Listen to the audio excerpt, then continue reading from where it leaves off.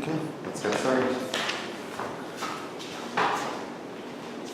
So yeah, either want to wrap up chapter 9 today or get super close. So we can do a lot on chapter 10 tomorrow, because chapter 10 is a very long section, as well as it may contain some unfamiliar ideas that it might take some time to absorb. So let's just jump in without our usual pleasantries and get to chapter 9. So we're talking about functions. Quickly, what is a function? A function from A to B is what? Huh? It's a relation from A to B. Where all of it is. Yes. So every single element of A appears as first element of some ordered pair. Yeah. Exactly one time, right? That makes a function. What does it mean to be a relation from A to B? Subset of A cross B. Subset of A cross B. So set of ordered pairs where the first element comes from A, the second element comes from B. To say f is a function from A to B, what do I mean to say f is 1 to 1? Every F of x element as b equals f of y. Huh? F of x as b equals f of y, such that x is equal to y. I think I know what you wanted to say, but technically you didn't say it. Be careful how you're phrasing it. It's if f of x equals f of y, then x equals y. Right? The equivalent, you can say if x is not equal to y, then f of x will not be equal to f of y. So the outputs are the same, it means the inputs had to have been the same. So that means each input goes to a unique output, so no other input will go to that output once it's been chosen by some input. F is onto.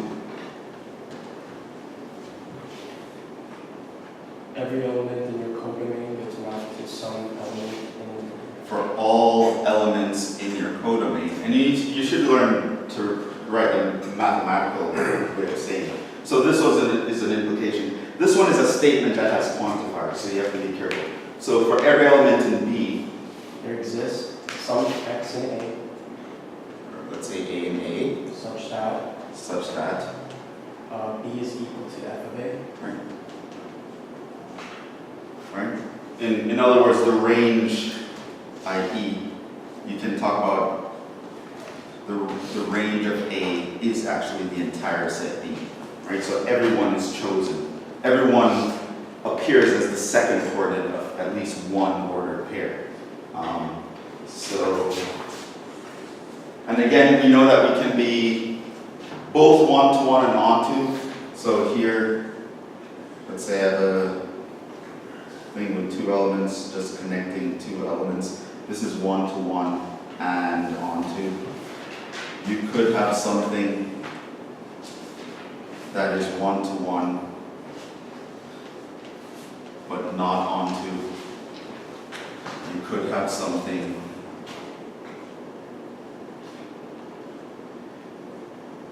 that is neither 1 to 1 and neither onto, and you can mix and match them.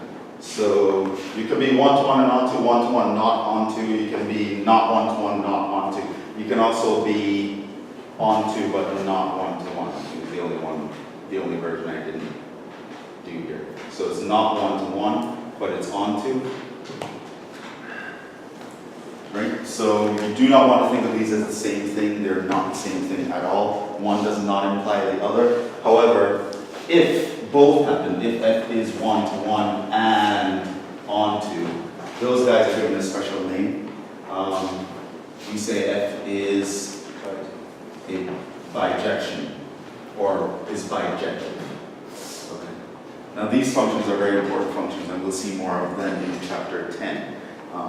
But that's where we ended last time. I think I'll end with the definition here. So let's actually explore bijective functions a little bit, then we'll talk about inverses and compositions, and ultimately we want to end the section with permutations, which that's the part I'm not sure if I'll get to, but we'll definitely try.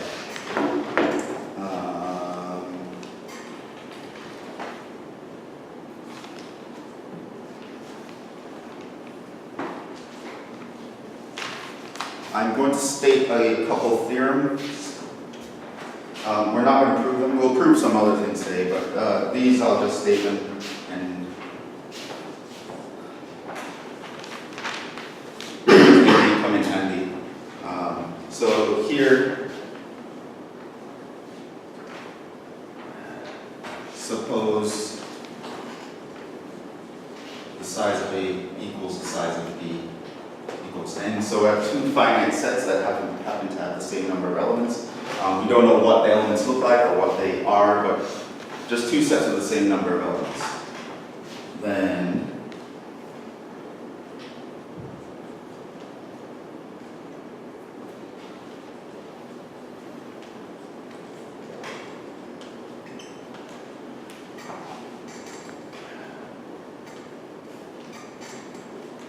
what would be the total number of bijective functions? Here's another theorem. F is a function from A to B.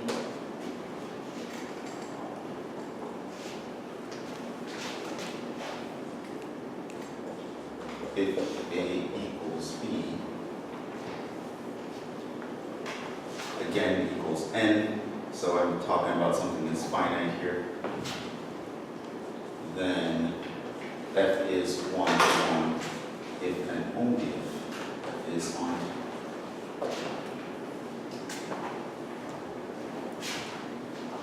Okay, first of all, I didn't complete this. What do you think the answer is? Factorial. Turns out to be n factorial. How did you get that answer? Because to be 1 to 1, so if you first start with 1, you have n choices, and then you have n minus 1 choices for each one. Right, so here you have your A. So this is just a very unofficial argument here, but just so that you have an idea. So here you have n things, right? Now the first guy, you just need to find him a second coordinate, so he can now pick, and he has n choices. But the thing is, because you have to be 1 to 1, for the second guy, if he wants a coordinate, he has to pick someone else. So since there are n things in here, and one has already been chosen, he has n minus 1 choices. And this logic continues until the end of the day when you add up all the total choices, it's n times n minus 1 times eventually you get down to the last guy who only has one choice. And the product of all of these to account for rearrangements of these guys will end up giving you n factorial. This is also something that we're not going to prove. I don't remember if your textbook proves it, but you should try to prove it on your own. One thing you want to know about this guy, well, in fact, it's true about for the above. It is not true for infinite sets.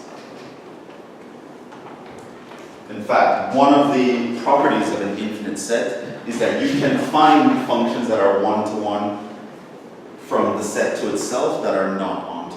This is one sort of classification of an infinite set. You cannot do that with a finite set. For a finite set, if they have the same number of elements, 1 to 1 and onto are equivalent. Even if they're like the same class of infinity. Even if they're like the same class. Even if they're the same class of infinity.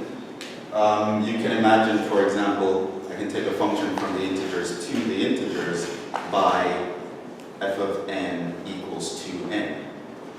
Right? That is 1 to 1. Every guy will go to only one guy and no guy will be repeated. And at the same time, you're missing all the odds. This is a 1 to 1 function, it's not onto. So what makes a set infinite is it disregards this property. That's one of the special things about infinite sets. For the finite sets though, it's impossible to create a function between two sets of the same size where 1 to 1 does not imply onto, or the reverse. For infinite sets though, that goes out the window. Chapter 10 is talking a lot about infinite sets because they're a very different animal. And a lot of things that seem intuitive when you're just drawing a mapping diagram just don't work when you're looking at infinite sets. So chapter 10 is going to talk about that.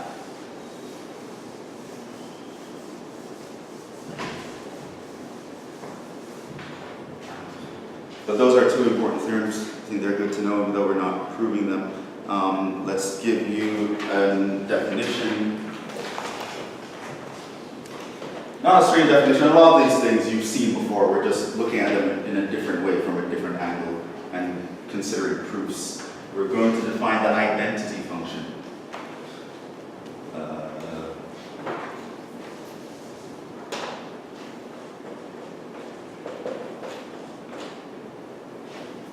Let A be a set. The identity function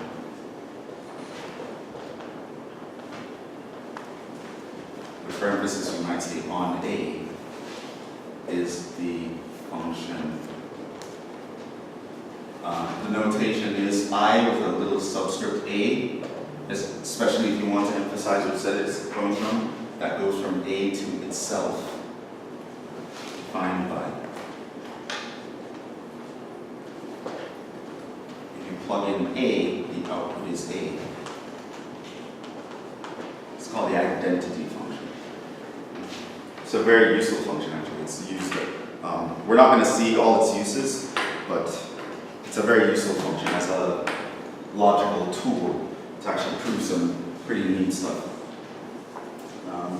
And we're going to identify things like inverse function in terms of identity functions as well. So that's the identity function. The output is just itself. It gives you the identity of the input. So it's just something that is a reflexive relation in the purest sense.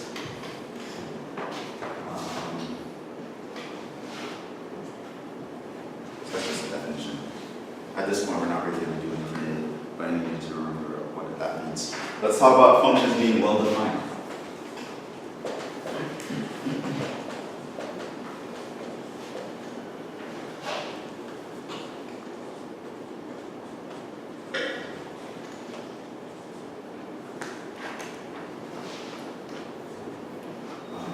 Do you remember what well-defined means in the general context? We want to generalize this a little bit.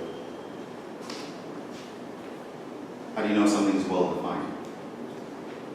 There are two operations. It's closed under addition and multiplication. It's not well-defined.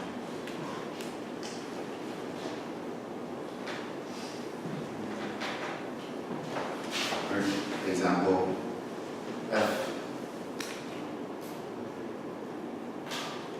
from, say,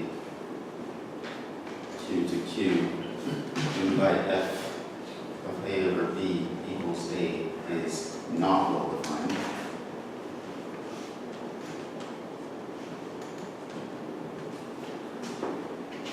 I believe I showed that example before. And why was that? Oh, you're saying it's independent of the representatives or something. Right. If its output is independent of the input representatives chosen.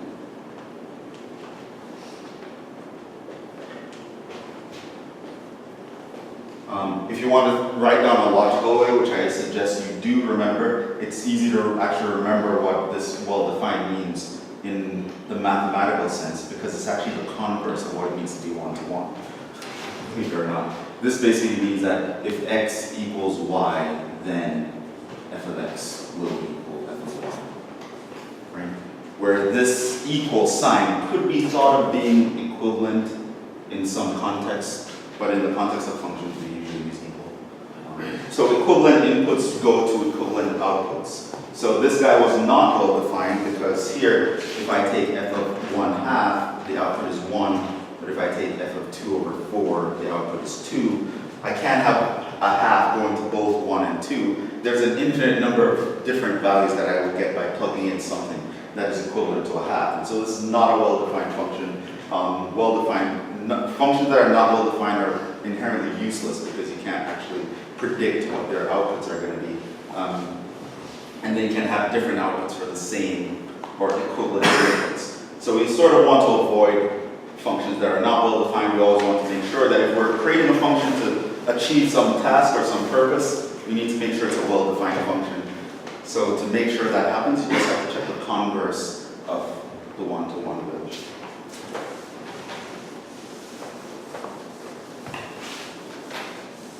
So if this holds, the function is well defined. If the converse holds, the function is also one-to-one.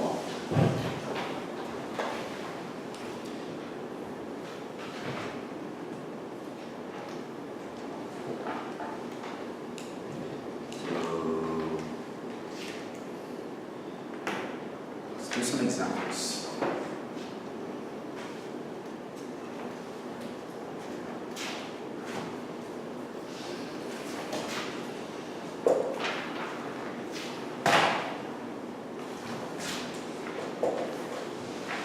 F is a function from z mod 5 to z mod 5, given by f of a equals 2a plus 3.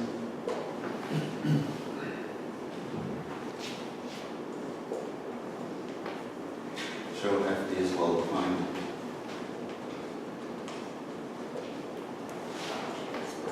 B. Is f bijective? I want you to figure that out. This is an example with a function between congruence, between z mod n and integers mod n. I'll give you, we'll do an example from in the real numbers context after this.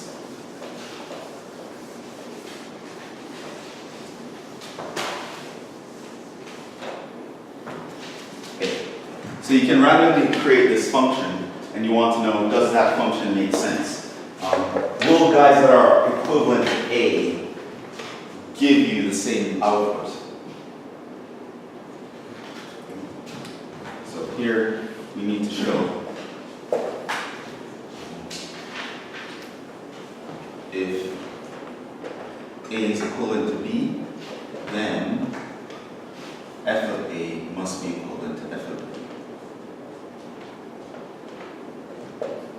So equivalent inputs will go to equivalent outputs. I think the direct proof is nice here. If A equals B, what can I say? Apply the function definition. What do you mean? So like under the function, it's f of A, f of equivalence class of A is equal to that. And then f of B under same thing, 2B plus 3, the equivalence class 2B plus 3. And then there was a theorem beforehand that says that two equivalence classes are equal, then the representatives must be equal. And So you're saying apply the function here, you'll get 2A plus 3, and if you apply the function there, you'll get 2B plus 3? okay, yeah. And yours? Oh, we need to show that they're equal, right? Yeah, you need to show that they're equal.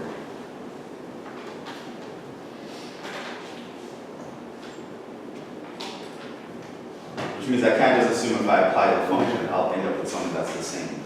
I need to show it's the same. Could you say that? Huh? Could you say that A is equal to B plus some 5k for some integer k? Then, if we look at f of A, that will give us 2A plus 3. How do I show that that's equal to 2B plus 3? Because you can plug in. can plug it in and then find So out. this is 2 times B plus 5k plus 3. And this would be 2B plus 3 plus 5 times 2k, which is 2B plus 3 plus 5 times 2k. This is a multiple of 5, and that's equivalent to 0. And so this is equal to 2B plus 3, which is f of b. So it is what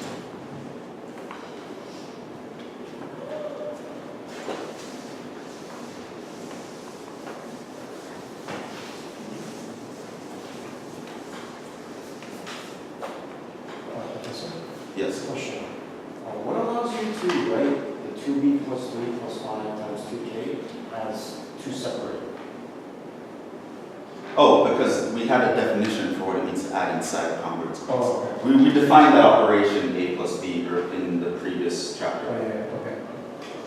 Alright, thank you. So I can switch between. Oh, you don't always have to do the plus circle.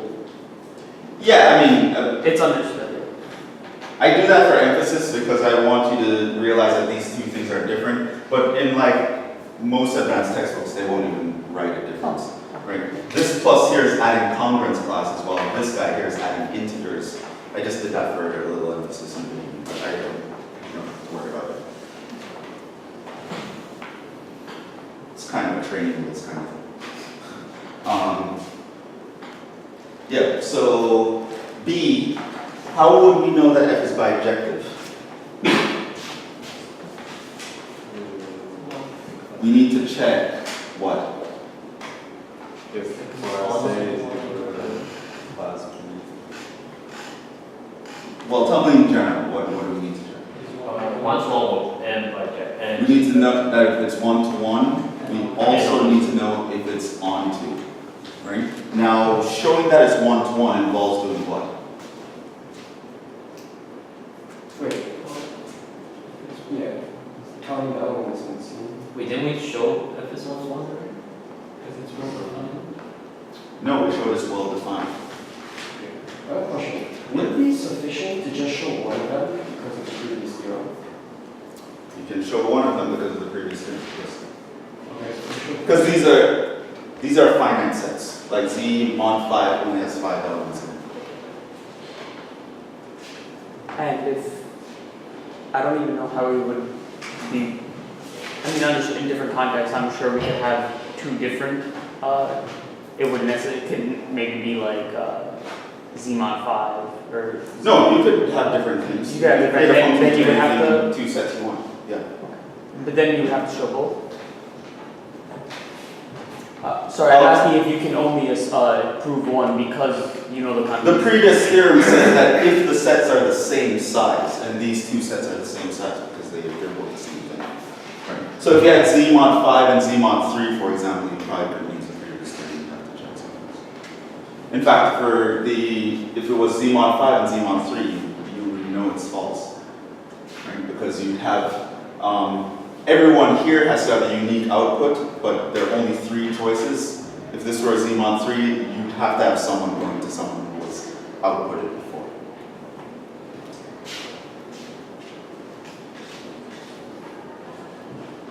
We should show 2. How would you show 2? All inputs, I mean, write down the elements of Z5 and then plug them into the function.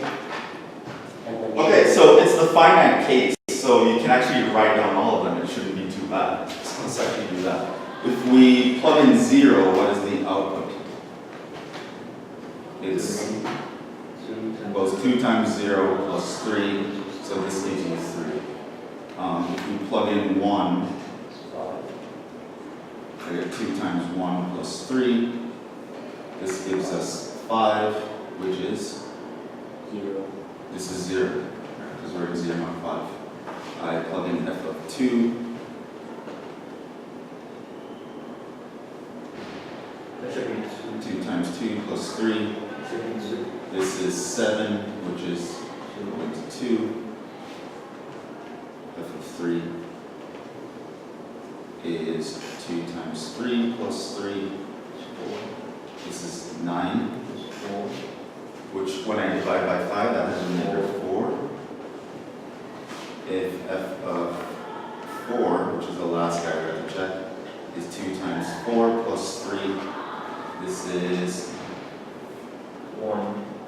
1. That's 8 plus 3. 11, which is equivalent to 1.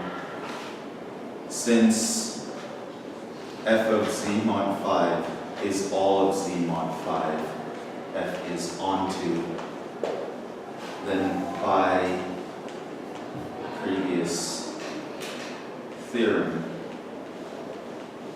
f is onto if and only if f is 1 to 1, therefore f is a bijection in this case.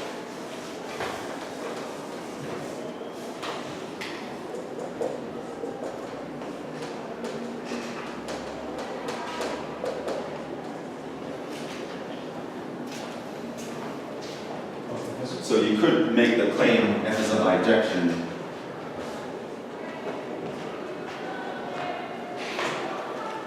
And we just proven it. Yeah. Sure. The intermediate steps, when you evaluate the function inside, Yeah. just a question. So like when you have 5, 7, 9, and 5, 7, 9, and 11, are those elements in mod 5? In Z5, which is represented in different ways? They are representatives, right? 5 is in the same equivalence class as 0. So 5 is just a representative. I can just rename 0 at will, and it will not change anything because the function is well defined. So are those in Z5 too? Even if they are, like, since they are the same, like, would it technically be okay to say that? Yeah, every integer is in Z mod 5. Okay. You just will group them into different sets together. Okay.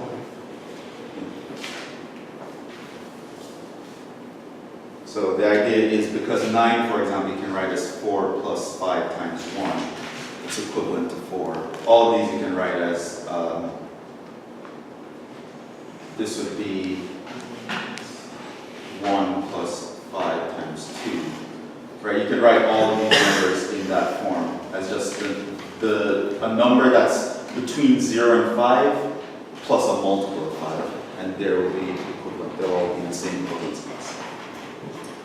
And I don't have to worry about the representative being used. I can just rewrite it in a familiar term because it's well defined. The actual representative I'm using is irrelevant. Alright, so that is a finite case example. And so a lot of times if you're not sure about a nice theoretical way to do things, you can literally just brute force everything. So you realize this calculation alone also just you can see that it is one-to-one just as well, right? Because you can see here in the mapping diagram what this function does.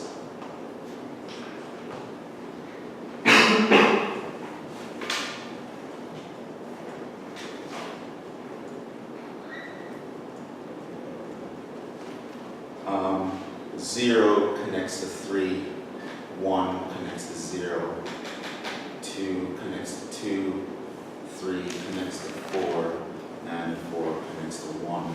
There's only one line leaving everyone here, and only one guy's chosen over here. A single mapping diagram of this function to simultaneously show you that it's one-to-one or illustrate that. This is final. Let's do an infinite case where, of course, we won't be able to brute force it like this. So it'll take a little more finesse.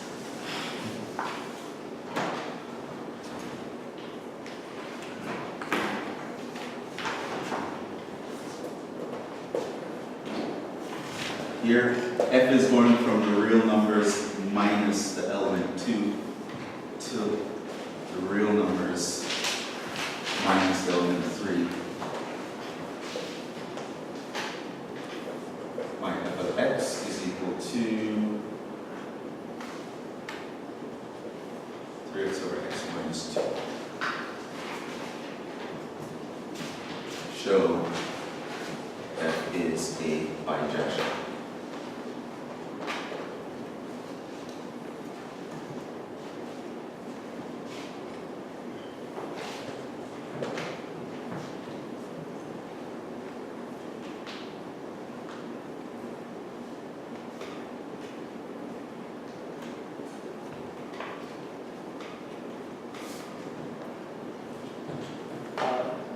I'm assuming there's no way to work around having to prove both that it's one-to-one and onto?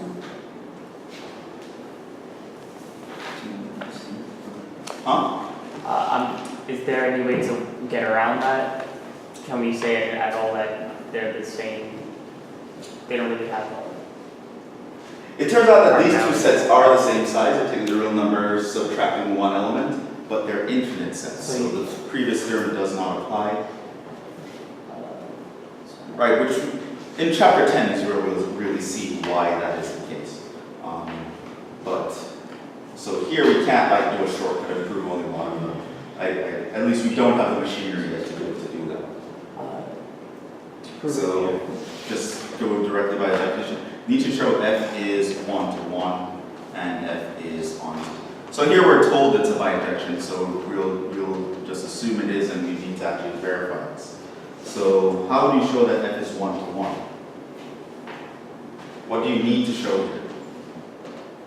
Say that you're given f of a is equal to f of b, If f of a is equal to f of b, and a is equal to it b, implies that a is equal to b. a equals b. You cannot assume this, you have to show this. Let's do a direct proof. Assume f of a equals f of b. Then that basically means that 3a over a minus 2 is equal to 3b over b minus 2. And what can we do here? So we need to verify now that a has to be equal to b in that scenario. Ideas? Cross multiply. Just simplify, right? You can cross multiply. So that's 3a times b minus 2 is equal to 3b times a minus 2. You can cancel 3's from both sides. Multiply out.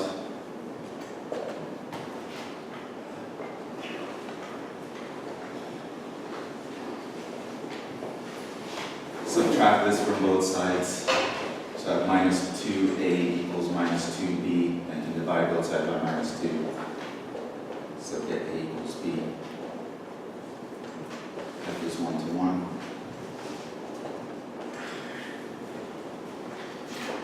Now we need to show that f is onto.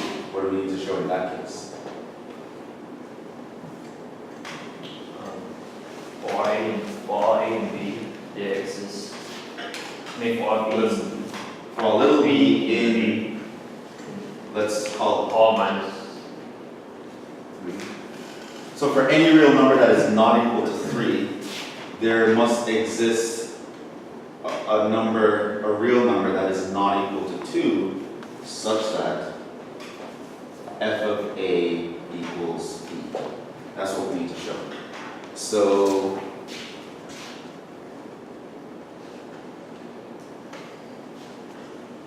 let b be an element here, then choose a equals. What would you choose a to be equal to in order to get this?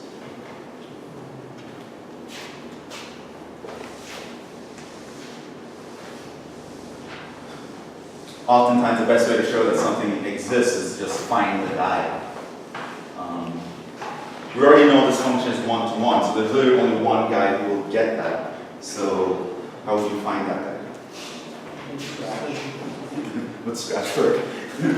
So you go to the side and you start saying, well, what would I need to get b?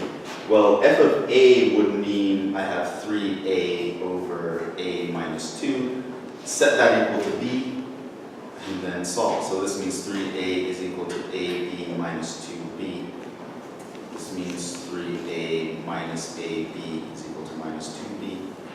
I can factor out an a. 3 minus b is equal to minus 2b.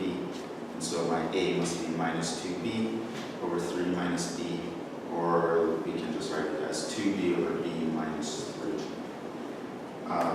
Now, is a living in the right set? Like, is this number ever equal to 2?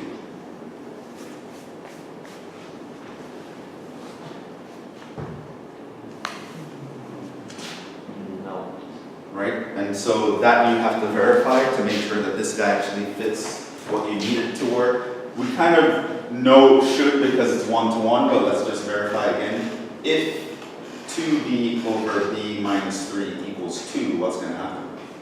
This means 2b, again by cross multiplication, 2b minus 6. So I can subtract from both sides and get 0 equals minus 6, so that's a contradiction. It's never going to equal 2, so this guy seems to work. So given any element here, if I choose the real number 2b over b minus 3, right? Now here I don't have to worry about division by 0 because b itself is not 3, right? So we can notice here b is not equal to 3, so b minus 3 is not equal to 0. So this is a real number by all accounts. It's just a division of real numbers where the denominator is not 0. It's also a real number that we know for sure cannot be the number 2. So it lives in this set and it makes this real number defined. And if I take f of this number, that is just going to be, I'm going to plug into the function, which was going to be 3 times x 2b over b minus 3 over x minus 2, 2b over b minus 3 minus 2. I need to somehow show that that would simplify to the number b itself. And again, that's just an exercise in a little bit of algebra. Just basically simplify the complex fraction. We can multiply by the LCE, so multiply by b minus 3 over b minus 3. This would give you 6b. This would give you 2b minus 2 times b minus 3. This would give you 6b over 2b minus 2b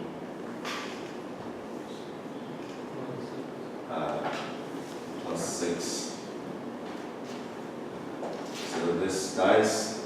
I have 6b over 6, which is b. F is 1. Alright, so we can choose A. I know that it lives in the set R minus 2 because we verified that. It's a well-defined real number because the denominator is not 3 because my b is not 3. And when I take that number and I plug it into my function, the output is that b, which is just a random b that I picked here. So this will obviously work for any b you want to choose. So if someone randomly picked the number 1, then I just have to pick the number minus 1. And that would be the guy that maps to. So this is sort of an infinite case. You couldn't really brute force it and find all the elements that all the outputs, but what we could do is just use algebra to our advantage, and we can know that this will work in all cases once our elements fit the given criteria. So that's a real number case. And knowing when functions of all kinds are one-to-one and one-to-one is going to be very useful. Question on this?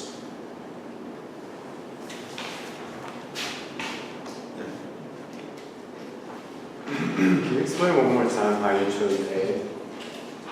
Oh, I went to the side and I solved for what I wanted.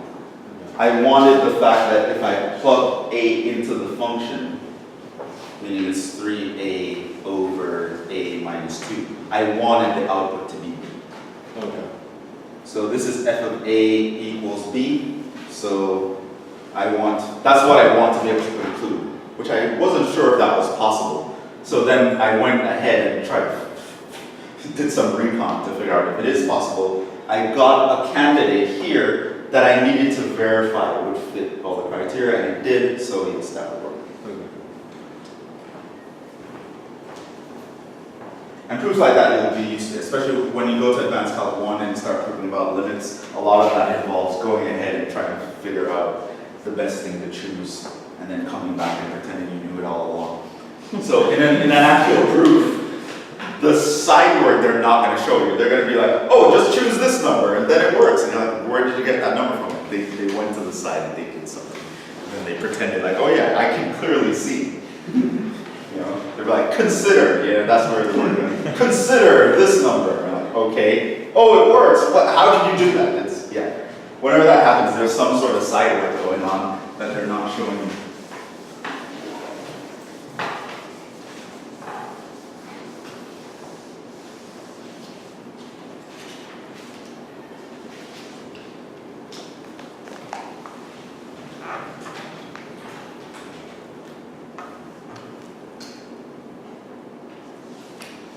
Okay, those are just some exercises. Let's talk about compositions.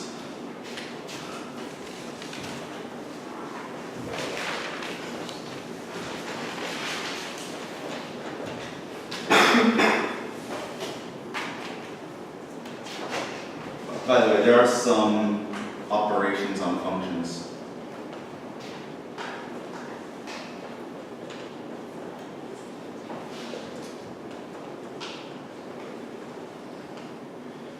To create new functions. Right, so functions are super useful. Oftentimes we want them to come together and create new functions by combining two or more previous functions. Notice that we can add functions. Right, so I can take two functions f of x and add it to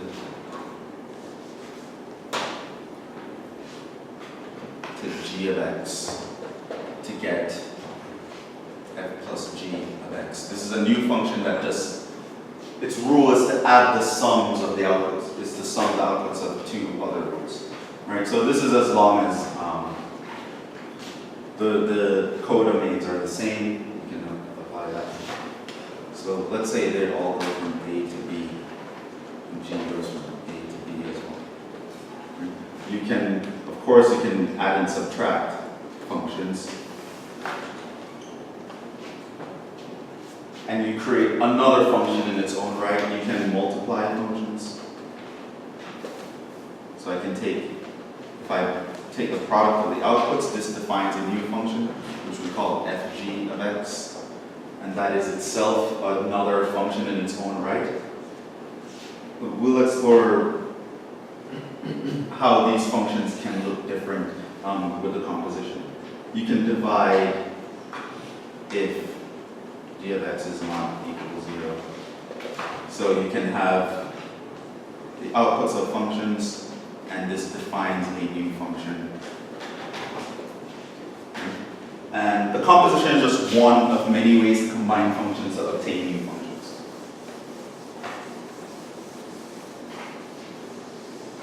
You can raise a function to a power of another function, and just you can create new functions basically by manipulating the outputs of previous functions.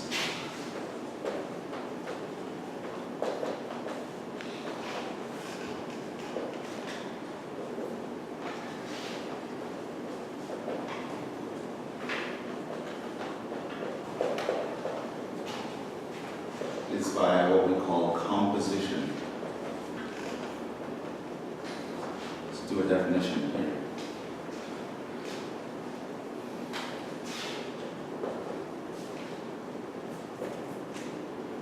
Suppose f goes from A to B, and g goes from B to C.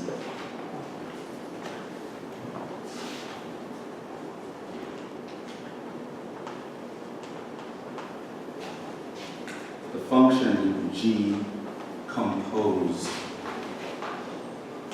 with f, which is denoted by g of f of x, is the function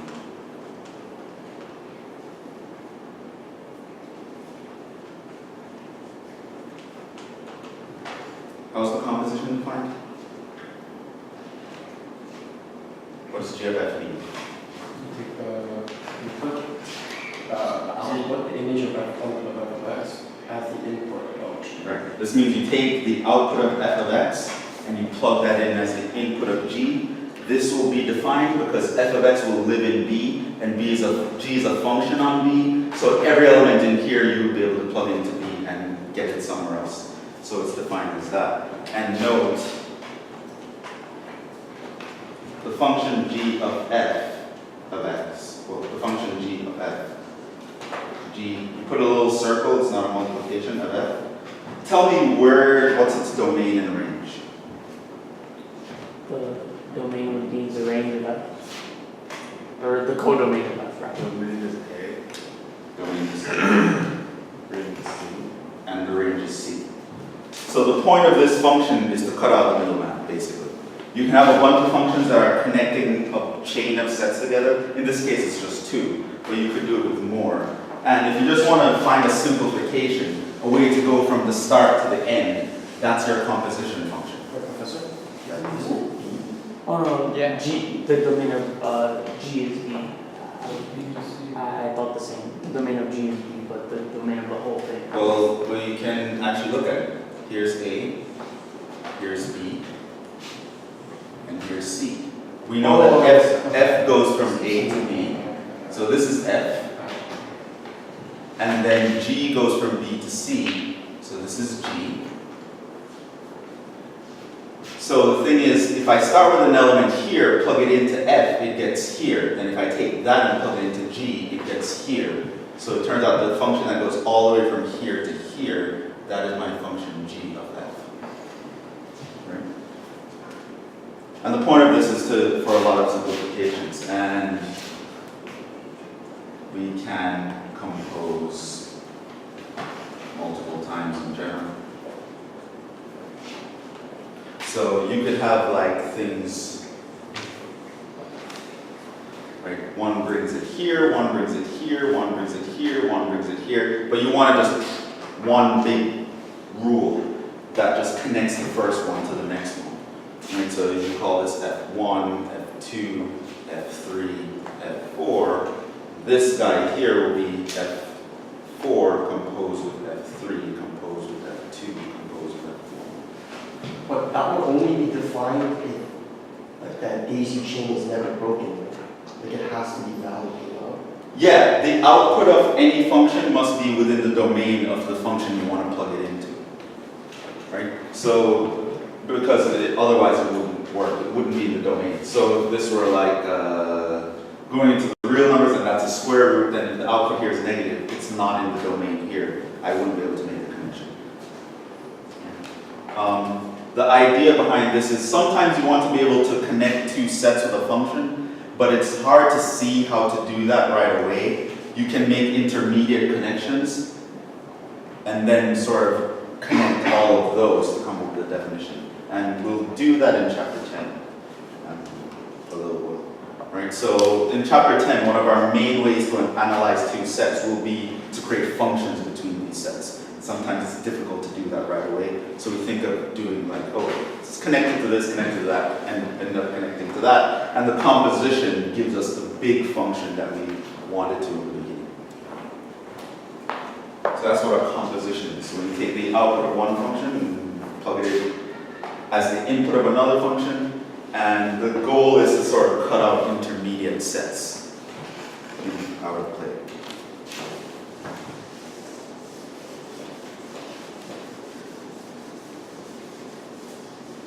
Now, these functions could look quite different, and they might have varied properties other than what the properties of the functions that went into them contain. I believe I made an example.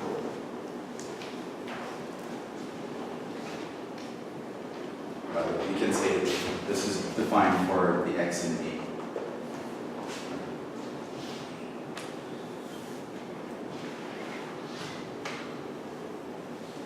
Okay, so here's an example. Suppose A is the set 1, 2, 3. B is the set A, B, C. And C is the set X, Y. Define F goes from A to B by, I'll just tell you the brute force here.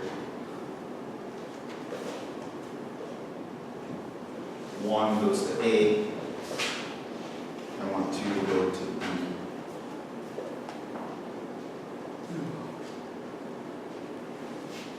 And I want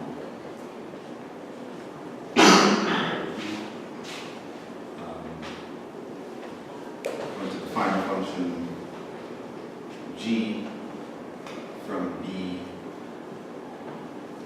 to C, where G is going to be this guy.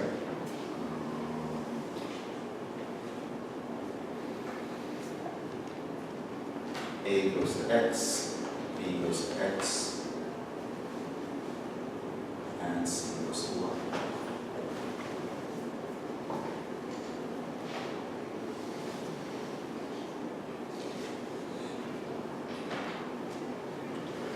So now, here,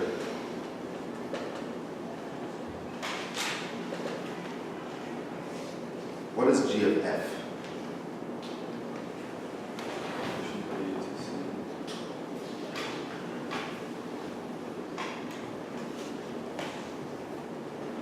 It is going to be a function from a to c, but describe it.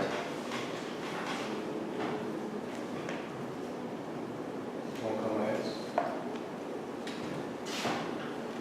So g of f, you can think of it as a set of ordered pairs. Its domain has to be a, so it has to be 1, 2, 2, 3.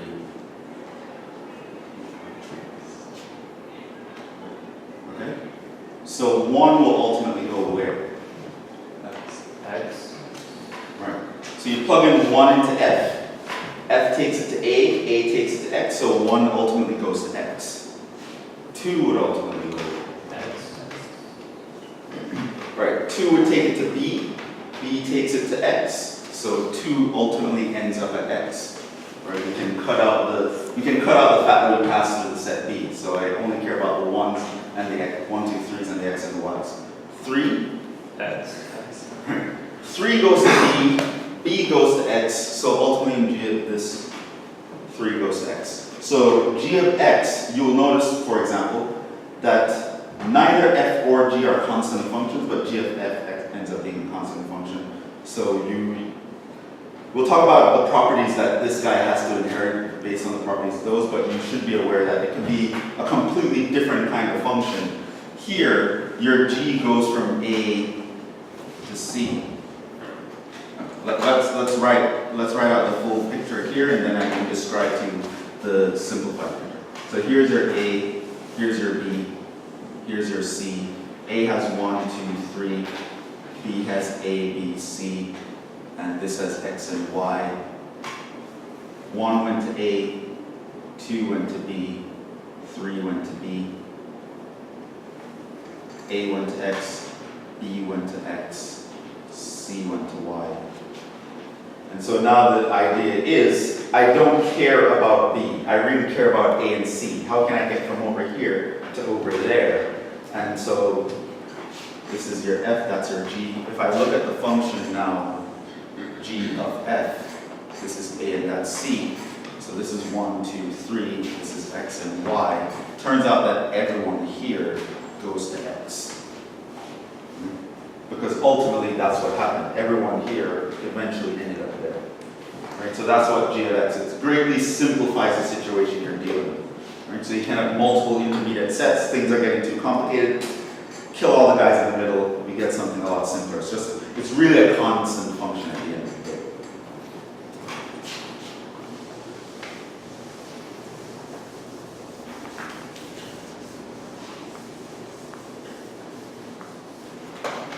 So it can help us simplify situations. It also is in its own right a tool that you can use to prove certain things, and we'll talk about how compositions relate to inverse functions pretty soon. Let's do some examples first though.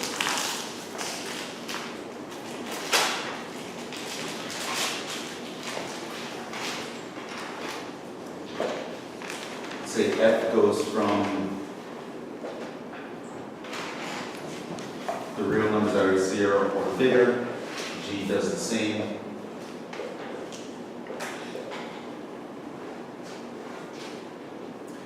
Where f is equal to 2x plus 3, g is equal to square root of x plus 1.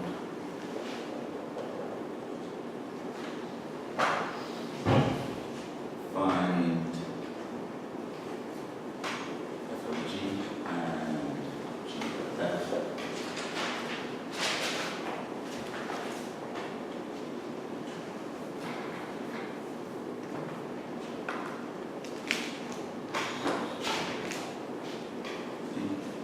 Let's look at f of g.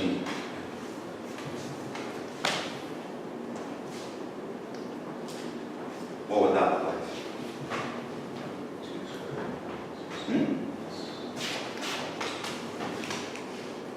This means f of g of x.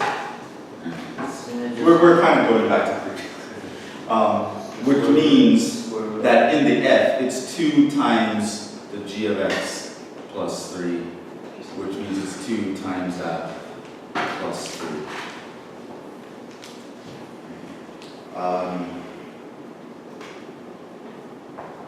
And this will work for x0 or bigger, so that's fine.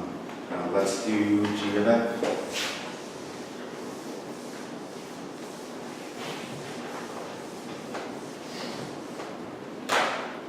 Then we'll do a food remember grown-up problems.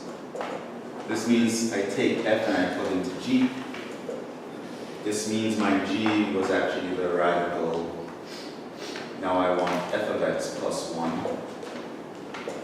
which means I now have 2x plus 3 plus 1, which is 2x plus.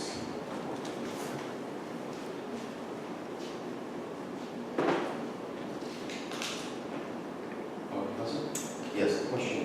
So just going back to what I was asking before, so that thing is only defined if you like cut short the domain, right? Like you have to. Yes. So note.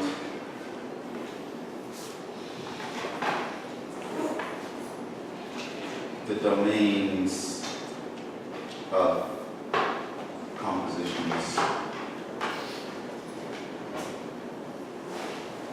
can differ from the domains of intermediate functions.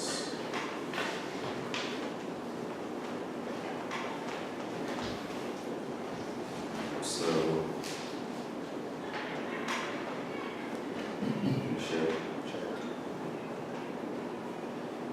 it turns out that you just you can actually find it by doing the intersection. So the domain of g of f, you can think of this as the domain of f intersected with the domain of g of f as a formula. You can actually, it might be restricted.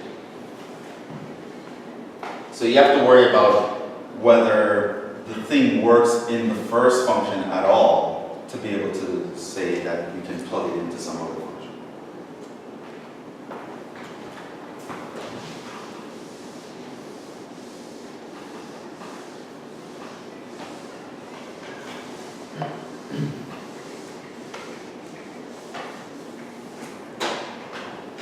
So for just maybe I'll give an example of that, what's a nice one to think about. Let's say f goes from R to R, where f of x equals, say, x plus 1, and g goes from R minus 0 to R, where g of x equals, say, 1x. Then if you look at the domain of f, it's actually going to be all of R, right? Because anything can be plugged in here. Look at the domain of G. It's also all of R. If you look at the domain of G composed with F, though. What do you mean? Do you mean all minus? R minus 0. Look at the domain of G composed with F. Right? What would that be? G composed with F would be 1 over x plus 1, right? Now, if you look at the domain of this function by itself,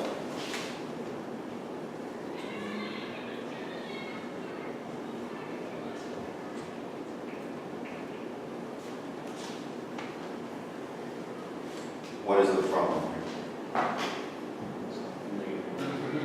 You got negative 1 for x for the domain. So So the domain would be what?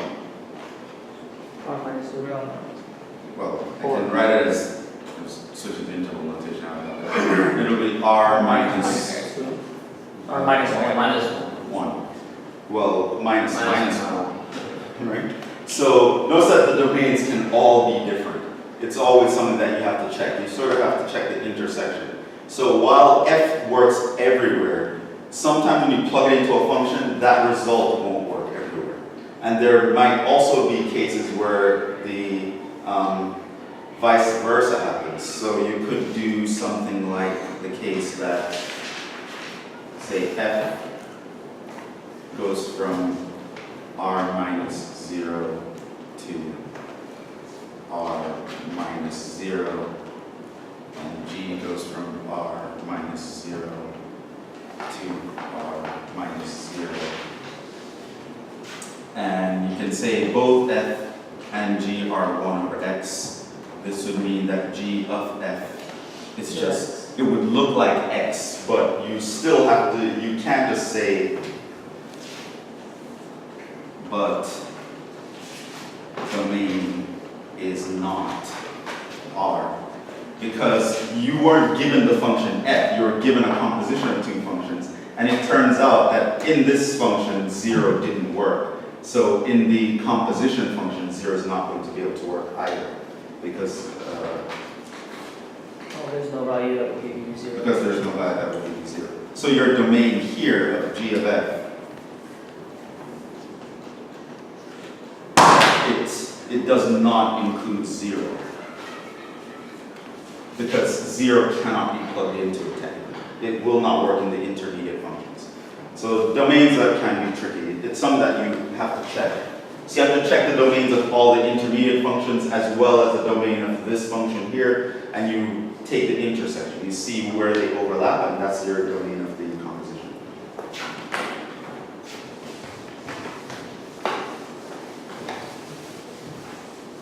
And yeah, pre-calc they showed you how to draw number lines and overlaps with the things, but let's move on. Assume we're all good with that.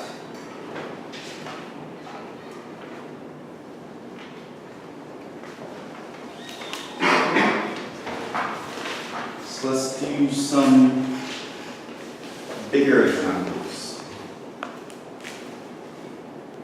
Prove.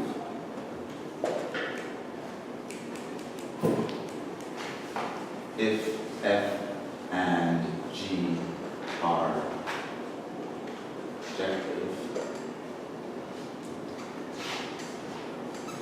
so is g of f.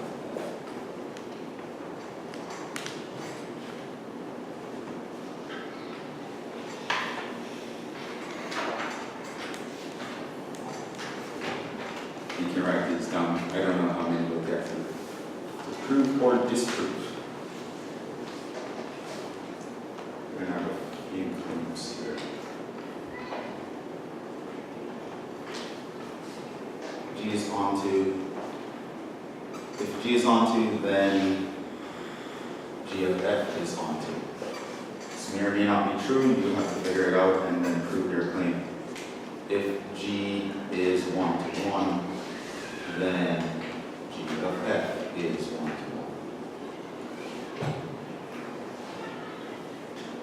Let's see. There exist functions f and g such that f is not onto, but when I compose it with g, that is onto.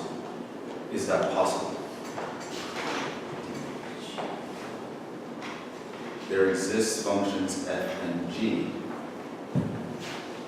such that f is not 1 to 1, but the composition is 1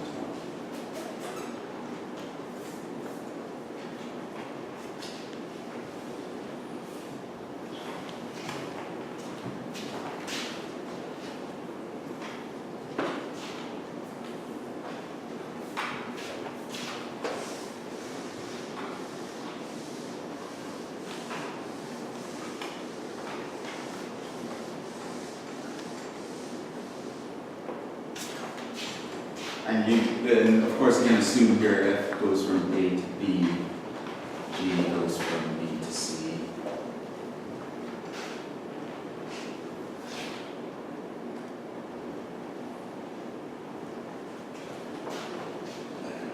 Maybe we'll call this A, B, C, D. Let's do A. Is it true that if I take the composition of two bijective functions, the composition itself is bijective? The claim is this is the case. Let's prove it. Assume that and G are bijective. Assume f and g are bijective. So his first sentence makes me know that he's going after direct proof, facing head on. Then G is 1 to 1. then g is 1 to 1, sure.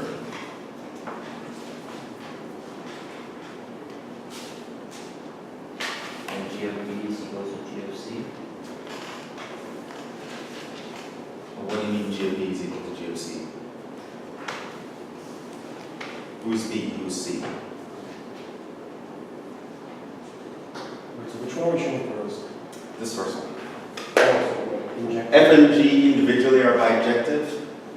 We want to show that the composition is bijective. So do we do injective first or surjective? Up to you. You need to tell me what to do. Okay, can we do injective? So then, So what do you want to do now? You want to show that G of F is 1 to 1. We show G of F is 1 to 1, and 2 G of F must be onto. Okay, let's go to the first case. Showing G of F is 1 to 1 means showing what? at the range, I mean. 1 to 1? Yeah. What does that mean? Two images of G of F, of the composition function G of F. Yeah. Wait, isn't it G in the parentheses? F of A is equal to G parentheses F of B. So okay, so G of F of X is equal to G of F of Y. If G of F of X is equal to G of F of Y, And we need to show that these were the same guys originally. X equals Y. implies X equals Y, right? So when you write out what you need to show, you need to know what does it mean to show that. So that's what you have to show. And so ultimately, this is what we're going to want to prove for step 1. What would we want to prove for step 2? Show that there exists some guy, no, that every person in your image. Where's the image? Right, G of F goes from where to where? G of F will go from A to C. So you need to prove For any C and C. for all C and C, Sorry. There exists some A. there exists an A and A Such that F of such that G. G of F of A will give me the element C. Okay. So, all right, now we know where we need to end up. We know the goal. Yeah. Do we actually have to prove both of them? Because by previous theorem, we can say that because we're assuming F and G are bijective, right? A has some number of elements which is equal to the same. B has the same number of elements as A, and then B has the same number of elements as C. Thus, A has the same number of elements as C. Sure, that would be true. The thing is, the previous theorem doesn't tell us that. That's something we would know from chapter 10. You don't actually know what you just said yet. I think he means the previous thing we looked at where the sets included in the function, the two sets we were looking at had the same cardinality. So you could assume. Yes. The previous theorem only dealt with the finite case. Yeah, that's assuming. We don't know the sets are finite. We weren't given that. That's the first thing. Secondly, we haven't actually mentioned the idea that bijectivity implies same cardinality. So we have a theorem that says if the cardinality is the same, they're finite, one implies the other, but we don't know that here because we're not told they're finite. So, yeah, that's a discussion for chapter 10, but we can use what we've done so far over here, which is a good exercise, I think. It tells you how to think about these things. So, assume g of f of x equals g of f of y. That would mean, well, we can rewrite this g of f of x equals g of f of y. Okay. How would I get to the fact that x must be equal to y? What do you say that f of x must equal f of y? Why? Because G was bijective. Since g is 1 to 1 in particular. It's bijective, so it's definitely 1 to 1, which means that if g of something equals g of something, the sum things must be equal. That's what 1 to 1 means. And therefore, I can now also conclude that x equals y, since f itself is 1 to 1. So ultimately, this means that g of f is 1 to 1. Because if I take g of f of two different things, if the outputs are the same, the inputs must be the same. And intermediately, I can just apply 1 to 1 and on to. But we only needed to apply the 1 to 1. Let's show that it's actually onto.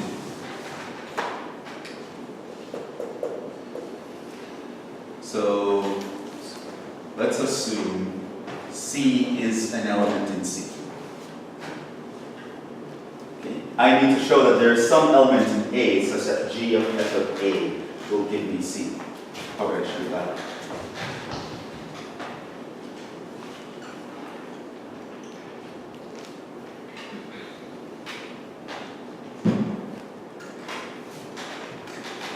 How would I be able to get from someone in A to get to someone in C? Any random person. So, write G of f of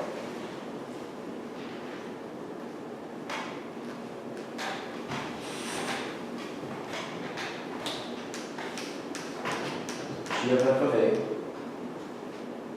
G No, f of C, I'm sorry. I'm writing it with my own words, so. Okay. F of C. No.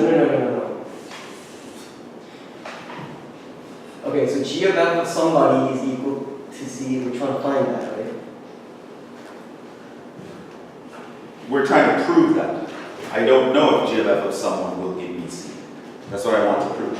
There is someone in A such that when I plug it into G of f, the output will be C. How do I know that someone exists?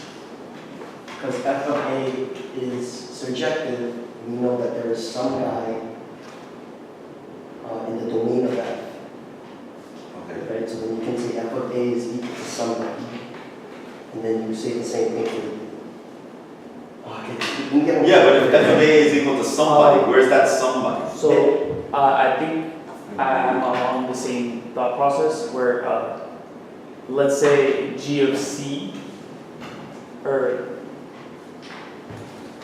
Well, I'm sorry, the domain G of of some element B in big B, or there exists some element B within B such that G of B, sorry, there exists a B in B such that G of B will give me that C. Why? This is onto. Since because G it's itself is onto. And then we can also say that that B exists within, or there exists some f of A Also.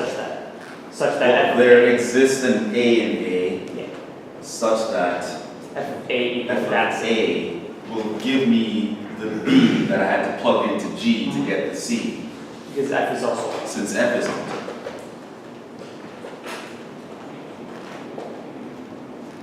Thus G of f of A equals C for some A and C, or A and A. Thus, G of F of this A, well, that's just G of F of A.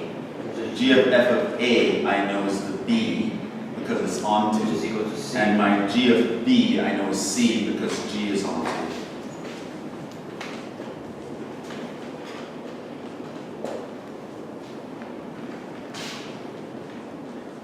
Right, so this had to be the case, right? So if I have my A, B, and my C, pick a random guy here, I know there's someone here that must give me that guy because G is onto.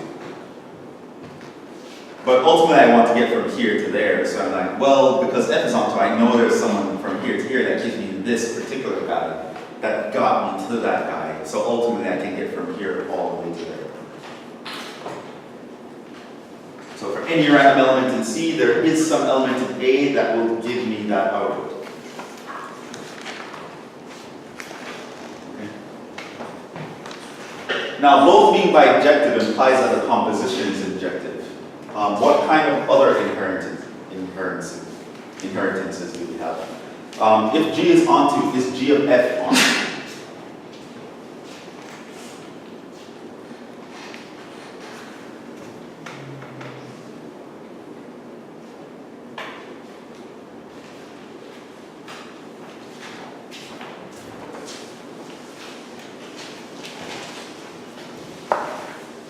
No, No.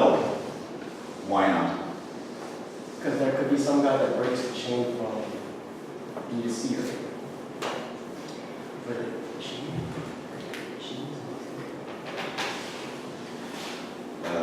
What? I mean, from A to B. Okay, so we're going from A to B to C. I know that my G, the guys that go from here to there is onto, so From B to C, exactly, right? from B to C it's onto. So give me an counter example, like a construction.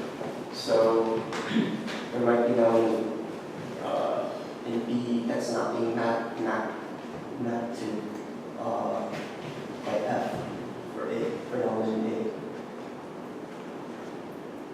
Oh, so you're saying there might be someone here that's not being mapped to from there? Right? Okay, so let's say we have two things here, and we have, say, two things here, but they missed that. Okay? And then you can do. And then you can make this onto by just doing something like that. So this guy here is your G, it's onto, right? Everyone here is assigned. But if we go all the way from A to C, I would have missed this guy. Because the F misses this guy, which I needed to obtain that guy. So this is one of the ways in which mapping diagrams are kind of useful. You can construct things, you can use them to figure out, can I get a function to work this way? Or is it possible to get a function to not work this way? It turns out that this is the case. So this here is false. And let's just do a counter example.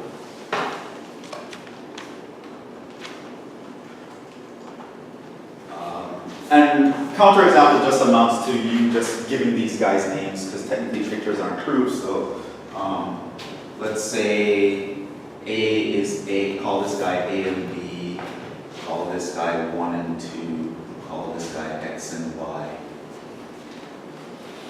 So counterexample, you have to tell them the domains and the ranges. So A is A and B, B is 1 and 2, C is X and Y. If F is this function, A goes to 1, B goes to 1, G is this function, 1 goes to X, 2 goes to Y, then F, G of F it would be this function. A would go to X, and B would go to X. This means the range of G of F is just the set X, which is not the entire set C. So this guy here is onto, and this guy here is not onto. Right? So you'd need both to be onto in order to get the onto.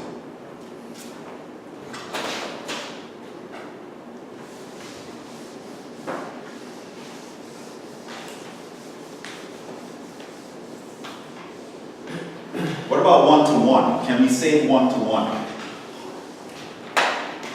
Suppose I know that G itself is one-to-one. Is G of F automatically one-to-one?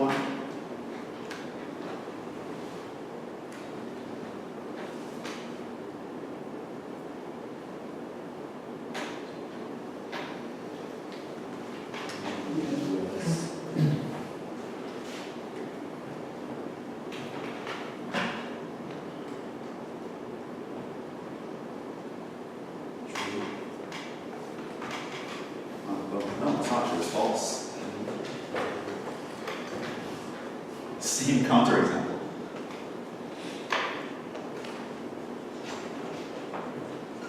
Right? In this scenario that we just developed, this is one-to-one, but G of F is not one-to-one. Both A and B map to the guy X.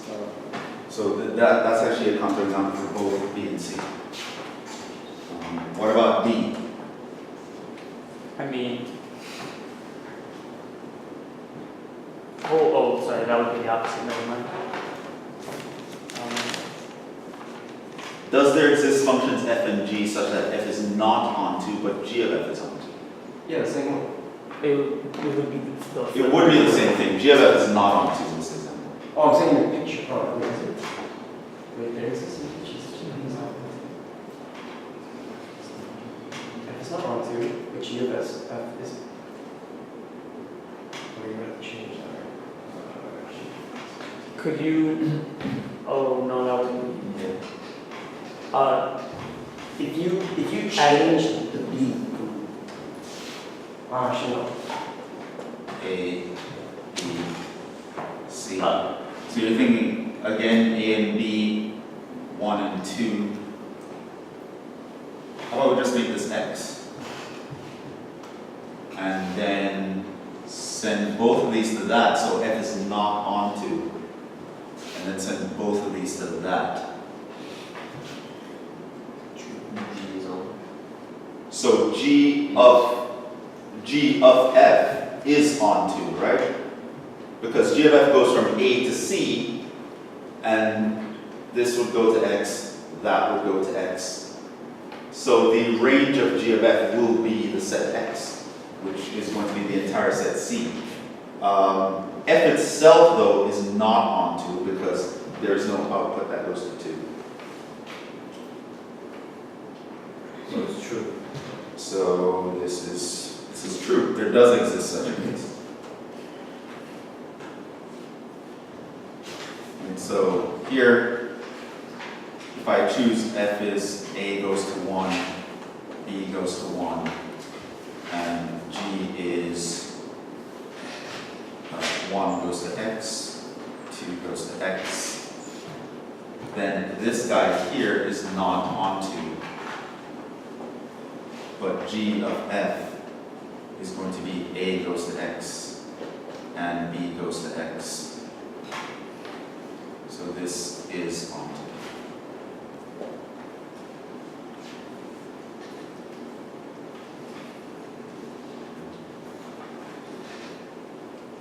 And it's useful to know little facts like these so that you guys don't go in a test or in a class or in research and just say things that are factually wrong. Oh yeah, well, since this is an onto, then that is an onto. You just throw that out there, and it might not be true. You need to really think about every little thing, right? So just because this guy works out very nicely, you might be tempted to think, oh, maybe things are always kind of that. So no, there are times when things won't work. What about E though? Does that work? Does there exist two functions such that f is not one-to-one, but g of f is one-to-one?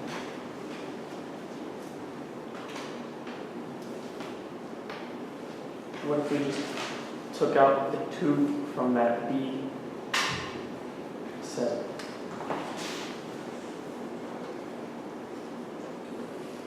We're getting a lot of mileage out of just I'm just tweaking this first example. So you just want to take away the 2. Is that what you want? So that both of these go here, and then this goes here. That's false. So this is the G, that's the F. Would that work? It says I want G of F is 1 to 1. Yeah, that wouldn't work, No. right? Because G of F goes from here to here, Oh, and both yeah, A yeah, and B go to X. It's not gonna work, Why is it not going to work? because F is not 1 to 1, implies that there is some guy in A that maps to, There are 2 guys in A that map to the same guy. Meaning that for the 2 people there, you are already going to one point in B, and then that B has to go somewhere else. So then you already lose one guy. So your claim is this is false. Right. So in other words, we can get away with the onto. We can't get away with the 1 to 1 in the same scenario.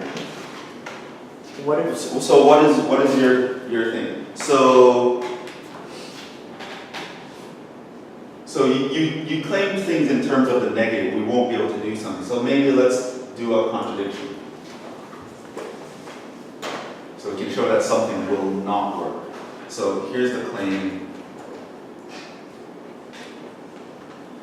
There do not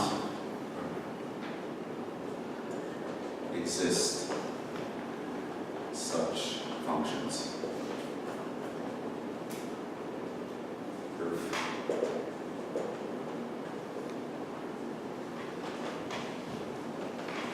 Assume for the sake of contradiction that f from A to B is not 1 to 1, but, so we're saying it's false, so let's assume this is true, right? That's what we want. But G of F is 1 to 1. We need to show that that cannot happen.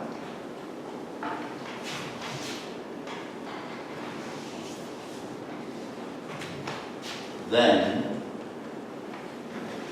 we know that f of x equals f of y does not imply x equals y for some pair xy. But taking these elements, we would have g of f of x equals g of f of y would imply x equals y, since g is 1 to 1. G of f we're assuming is 1 to 1, and that's the contradiction. So I can take 2 guys which I know, for example, they're not equal.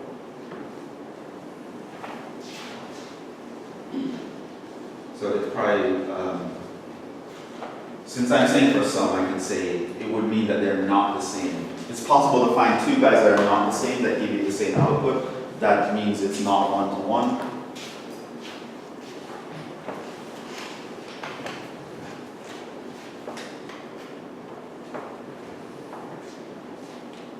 But if I plug those same guys into the function g of f, because that is 1 to 1, it means the inputs were the same, but we assume that they were not the same.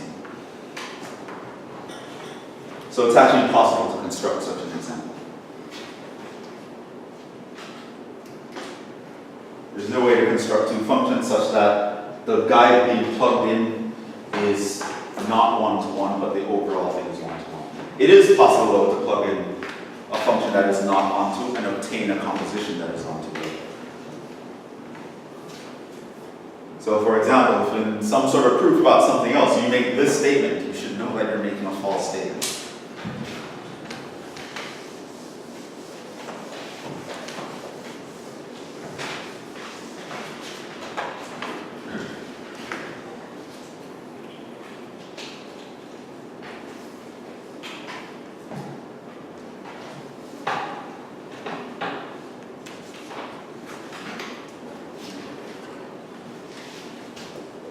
one thing to note here, composition is associative. So I made the statement about, oh, you can do this multiple times. Well, how would you go about doing that? Basically, this is a rule that says the order kind of, in some sense, doesn't matter. I.e., if we're looking at f of g of h, how do you interpret this? Well, basically the idea is, if you take f of g of h, you can compose these two to get a function and then compose it with h, or you can compose g of h to get that function and then compose that with f. So this means associativity. If things are forming in a chain, you can take any two guys that are closest together and compose them first and then compose them with others going down the chain. So yeah, that's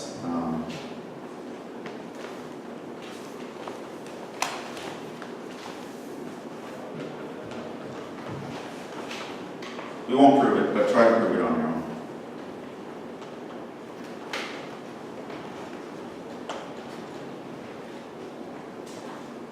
But that's just something you can recognize. If you want to be composing several functions, you do have some leeway into what order you want to do things. And notice how the associativity rule says, it does not mean I can compose these two randomly and then compose the two. They have to be beside each other. That's what associative means. To be able to compose in literally any order, unrestricted, that's what's called commutative. It's not called associative. Well, we'll stop there, but I just want to make sure everyone knows that test 2 is on the 19th. The last day of class is the 23rd, but that's a Monday. We're not here anyway, so our last class is the Thursday before that. And the final is on the following Wednesday. So it's July 25th. So that's a Wednesday. And this is the Thursday of the previous week. We'll stop there. We didn't complete chapter 9, but we'll definitely complete it tomorrow, and we'll see how far we get into chapter 10, where we'll really take this functions thing and talk about infinite sets and use our functions to describe sets themselves. We'll see you guys tomorrow.